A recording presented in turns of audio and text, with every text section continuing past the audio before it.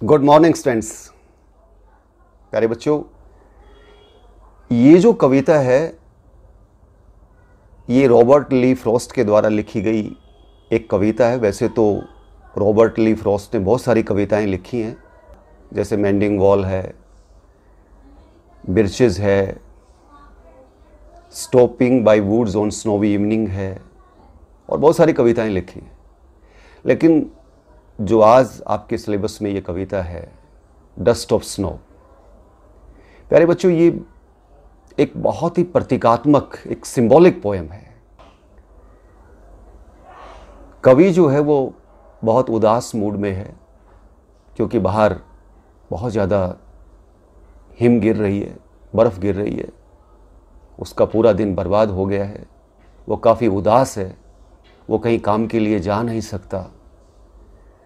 तो प्यारे बच्चों, वो क्या करता है और कैसे उसका दिन बच पाता है या नहीं बच पाता है, वो बहुत व्याकुल है। और ऐसी अवस्था के अंदर वो जाकर के एक हेमलॉक ट्री के नीचे जाकर के बैठ जाता है। प्यारे बच्चों, एक विशैला पौधा होता है हेमलॉक ट्री, जिसके ऊपर सफ़ेद रंग के फूल होते हैं। तो देखिए उसके साथ क्या होता है। The way a crow Shuk down on me the dust of snow from a hemlock tree. The way a crow shook down on me, यानी hemlock tree, hemlock tree means धतूरा का पेड़। धतूरे के पेड़ के ऊपर एक कौवा बैठा हुआ है। There the way a crow Shuk down, उस कोए ने क्या किया, शुक डाउन, हिला दिया, ऑन मी, मेरे ऊपर, द डस्ट ऑफ स्नो, उस हिम के छोटे छोटे कणों को। जो कवि है वो धतूरे के पेड़ के नीचे बैठा हुआ है, काफ़ी व्याकुल है, काफ़ी परेशान है, और उस धतूरे के पेड़ के ऊपर एक कौवा बैठा हुआ है, और उस कोए के पंखों के ऊपर भी हिम के, बर्फ़ के छोटे छोटे कण, क्योंकि बर्फ़ गिर रही है तो छोटे छोटे कण जो हैं उसके पंखों के ऊपर गिरे हुए हैं, और वो अपने पंखों को हिला करके उन कणों को झाड़ देता है, और वो कण जो है वो उस कवि के ऊपर गिर जाते हैं। तो देखिए फिर कैसा फील होता है कवि को।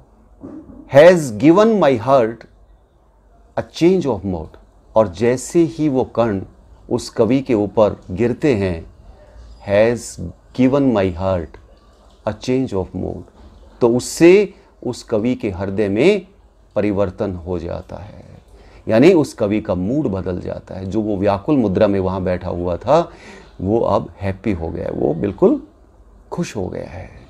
And saved my part of a day I had rued, और जो मेरा दिन था जिसको मैंने बर्बाद कर दिया था, जो बेकार चला गया था, वो दिन आगे बेकार जाने से बच गया। यानी अब कवि जो है वो बाहर बर्फ़ गिरने की वजह से जड़ता हो गया था, उसके पास कोई कार्य नहीं उसको नज़र आ रहा था कि इस गिरती हुई बर्फ़ के, इस हिम के मौसम के अंदर मैं क्या करूं क्या ना करूं।